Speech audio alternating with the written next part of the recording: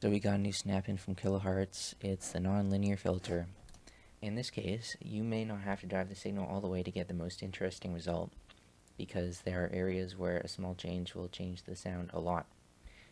So you should experiment with all three knobs, the Q and drive especially, because that is basically the amount of effect you impart on the signal. The notch demos, I had the Q at 0%. At first it seems like they don't do much, but the non-linearity factor means that there are a lot of different sounds you can get that you would not get with a normal filter. So when you sweep the knobs around, maybe a period where not much changes, followed by a short area where things change noticeably. So what I've done is I've just gone and I've rendered out every mode in combination with each filter type, and I'm just going to play them through so you can get the gist of how these filters act.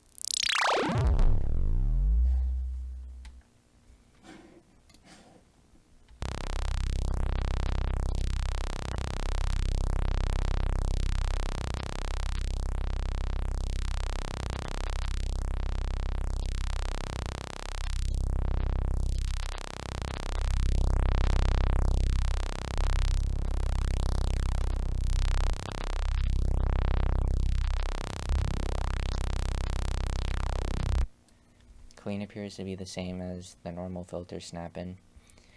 The closest to clean appear to be warm and biased. Biased can get a little crazy with higher drive values though. Not that you're necessarily looking for something clean from this snap-in. Saturated and clipped almost seem like an overdrive effect combined with the filter, which is neat. The softest ones are fuzzy, which seems like a softer version of clipped, which seems like a softer version of tubular. Here's fuzzy, and then if we go to clipped, and then tubular, it seems like they're all like different versions of each other if you compare them. Fuzzy is the least steep and tubular is the steepest, which is neat. Tubular and fuzzy are the quietest modes, I think. Clipped is also pretty quiet. Metallic is not so metallic as it is a messier version of warm, I think. If we compare metallic and warm, the similarity is, it's there, but metallic is definitely a whole lot messier. Digital is like your FM sound, introduces probably the most artifacts, especially at low frequencies, and that is definitely something to keep an eye on if you care about it. There are a lot of artifacts generated by this filter in the low frequencies generally.